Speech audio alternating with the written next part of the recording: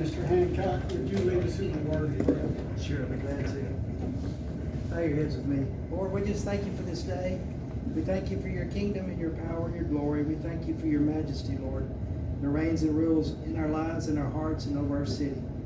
Empower us, Lord, to make decisions that honor you and honor the citizens and inspire the next generation to live in your glory. In Christ's name, amen. Amen. Okay. Now it's the time, if you have are there any questions on the zoning report or SRMPA information from anybody? Go ahead. Yeah, thanks, Mayor. I just have one thing I was looking at on the SRMPA information. And I know the last meeting, I think it was the last meeting before, I know David had, when he had asked to allocate, what, $4 million to be set aside for the funds. Repair and maintenance fund? Maintenance fund. And I noticed that on the September agenda, I guess the SRMPA, they had discussed, transfer of ownership. And also, they said they had discussed transfer of city maintenance funds for the substations. With Bruce Mintz said he felt he was comfortable with distributing $9 million, which would be $3 million for each city. So, are you asking for that $4 million on top of that $3 million, David? Yes. Do you The think $4 it million would was the initial deposit. The $3 million is what they decided they were gonna try to promote to help us. I think the target's $10 million is what they were trying to get everybody to. Okay, I wasn't aware about a target, but I just noticed that. You just asked me, that's all I was trying to explain to you. The $4 million was the initial deposit that we approved. The $3 million, we didn't know was coming for sure. The but they $4 did. million was what you had requested was to put in the maintenance fund, To correct? start, yes. Okay. And I was just wondering if we needed that much for that, but, okay. I think the recommended amount was about 10 is what they were trying to get to. Is that from SRMPA? No, sir, I think that was from Lee. He was estimating. From Lee? Yeah. Yeah, those substations are very expensive. Okay. All right, so we're getting close with so you're saying right now with the approval of that $3 million from them and $4 million from us? That's what it says on their notes, yes. Well, I see that on that, but yeah, okay. Also, Mayor, thank you very much. Guess I'm done with that, sorry. Okay, thank you. Any questions on departmental reports? Under departmental reports, I just wanted to ask, I know back in June, I talked to Denise and I talked to, I think she had talked to Mary. I guess she's the supervisor over the administration about the billing. When I talked to them, and she had said that Cassell said that they could not put the power costs on the bill because they had no software. But I had talked to, I talked to Wade Walker when I went to down at the conference, and he said that they would be able to do that. And when I talked to him, I said, well, I had requested it, and I'd asked the city manager to talk to the supervisor in that department, and he said that there would not be a problem for us doing that. I just got an email from Mary, which Mary got one from Cassell, because once your email was sent to you and CC Robbie forwarded it to me, and I forwarded it to Mary. And our software is not, I'll forward you that email this evening. Okay. Our software is not capable of it. They said that there are some new versions coming out, and it might be. All right. But the current software that they have right now will not handle our rates because of the variables The current software that we have or they have? we have. So the software that we have cannot. Well, this software, none of their software right now, of the versions, will handle it. They're working on it, but they said it right now it will not. And like I said, I'll be glad to forward you that email. And then, Okay, because I mean, like I said, the email that he sent me, he said, yeah, we have a whole slew of variables to print rate information on the bill. So I'm positive that we can do it if they have an example through which we can support and we can walk them through, which the variables add to show the right thing so it can happen. If we don't have a variable or something that they want, then we can add those. That can be There's a there. difference between an IT person and a salesman. Like I said, I'll forward you and you can discuss it further with Mary if you like it. But Yeah. she did, after I did it, she did contact the person that told her no. Okay. And he contacted the person who told you. And anyway, it's not possible at this time. Thank you. Thank you. All right, we're gonna move on to the first item on the agenda to consider the approval of 2 sets of minutes for the annual budget hearing on September 12th and the special call city council meeting. So move. Second. Both set? All in favor, Yes. say aye. Aye. So move both sets. Consider approval for code enforcement variance request. We're gonna take these one at a time, I assume. They're all setbacks, aren't they, except for one building they were going to an area? I believe so, yes, sir. One of them was new construction on the flood structure, and one of them's an awning in town under the Jedco project, I believe, is assisting with it. Then you got a couple small structures. Yes, sir, if you'd like, I'd give you a brief rundown on each. I like that one because since we just got our binders, we didn't get them until today, so I like that. Okay, well, the first one on 618 3rd Street for Lily's. The encroachment of 10-foot, 20-foot required side setback for a corner lot. They're putting an RV canopy. Me and Lee went out and verified the setbacks, marked it off with them. We recommend that this be approved. Okay. What about your second one? Go ahead and Okay, tell us, yes, we'll go ahead. hit them all at once. All right, sir. Clifton Spikes at 1832 Jones Road. That's going to be a GLO rebuild. The size of the lot, similar to what we approved before. Size of the lot requires that the improved house that gets rebuilt is gonna have to encroach on that back setback.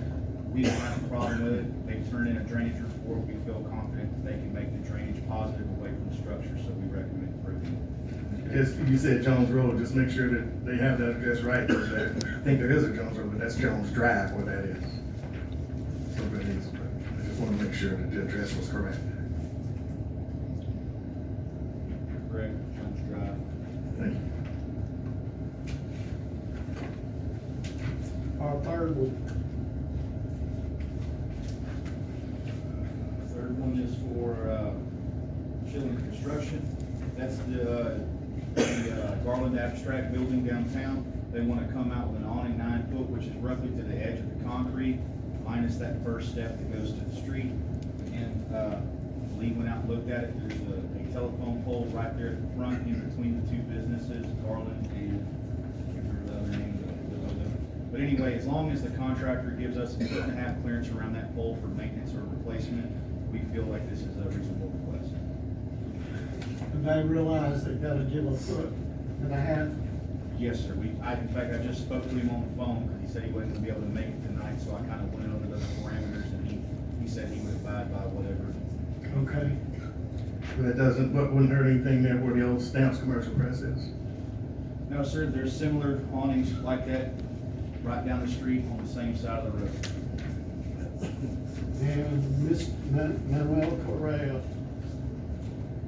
This gentleman, he has a existing home, has an existing accessory storage building in the back corner of his lot, the side setback. It was already there when he purchased the building. He just extended and built a chicken duck coop towards the back there.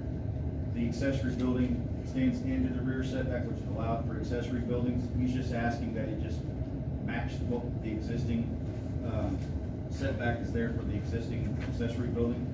If there's nobody there, he meets fire setback requirements, so we feel confident in saying yes. I move that all variances be approved. Second. I have a motion and a second. All in favor, say aye. Aye. Pass unanimously. Number 3, consider for approval the third quarter city investment report. So move. Do I have a second? Second. Any discussion? All in favor, say aye. Aye. Number 4, consider approval of the mitigation grant resolutions from David Waxman's office. Resolution number 2999 and resolution number 3000. Those are the things y'all been working on, correct? There's a sewer project, I believe, in one of those. Sewer, street, go ahead. Thank you. You want me to come up here? Either way. Yeah. Sure. We can- All right, I'm gonna make this real quick. The second round of Harvey funding is mitigation. The city is receiving a little over $3.9 million in funding. And we have been working with Denise and Greg to figure out what projects y'all would like to do. And it looks like it's come down to a combination of projects. We'll be doing 2 sewer line projects. We will be doing a pod next to the new training facility / staging area, which will come in handy, I'm sure, in the future at some point, and some street paving that we were unable to do with your mitigation funds. So, we're kind of doing sweep the kitchen and spreading the money around in a nice way. So, I don't have a lot of particulars because we're still working on things, but I can answer questions. So Denise, you and Greg, you guys are working on the schedule for us to get that done. Okay. I'll make a motion to approve And a second. and 3,000 both. Second. All in favor, say aye. Aye. Pass unanimously. Thank y'all. Thank you, Susan. Consider for approval the annual Christmas lunch for the city employees. So move. Do I have a second? Second. All in favor, say aye. Wait.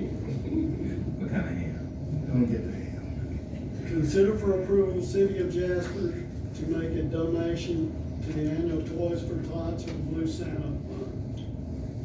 This was something that was requested by Anderson, so this is something for y'all to discuss. Possibility to do it for Toys for Tots versus Blue Santa, because Toys for Tots is for the city versus the Blue Blue Santa. Santa's for county. I think it'd be great. I've been getting, And they've had those little change around town. Yeah, and I requested that, I talked to Denise about it, and I requested that we donate at least $2,500 Can we to the do program. I'll make a motion to approve $2,500. I'll second it. Got a second from Lewis. that? All in favor? Aye. Pass unanimously. I've got one thing I forgot to do. Mayor, a question from the media, is that 25 to each for Blue Santa and Toys for Tots? No, just the city, just the. The city, Yeah. okay, okay. Toys for Tots and or Blue Santa, whatever they call it. Yeah, the Toys for Tots is the city, but Blue Santa is the county. Right. There was a proclamation that I forgot to read, and this is declaring October 2022 Domestic Violence Awareness Month. Whereas the city of Jasper, Texas, in recognition of the important work done by survivors, domestic violence programs, and victim service providers, hereby urges all citizens to actively participate in the activities and programs sponsored by Family Services of Southeast Texas, the Texas Council of Family Violence, and other community organizations to work towards the elimination of domestic violence. Whereas more than 10 million women and men are physically abused by domestic violence in the United States each year. The impact of domestic violence is wide-ranging, directly affecting individuals and society as a whole, here in this community, throughout the United States and the world, and with others across. With the need for a safe house continues to be rated as survivors' most urgent need, and the city of Jasper joins with others across the city, the state of Texas, and the nation in supporting victims of domestic violence, as well as local programs, state coalition, national organizations, and other agencies nationwide who are committed to increasing public awareness of domestic violence and sending a clear message to abusers that domestic violence is not tolerated in the city of Jasper. And whereas domestic violence impacts millions of people each year, but it can be prevented. Preventing domestic violence requires a collective voice and power of individuals, families, institutions, and systems, each of whose service adds a valuable and powerful component to transforming our communities. It is well known that the color purple is the color nationally recognized to represent the fight against domestic violence, and the city of Jasper recognizes the showing of purple ribbons at homes, schools, business, and public facilities are a sign of solidarity against domestic violence. Thank you. And do I have a motion to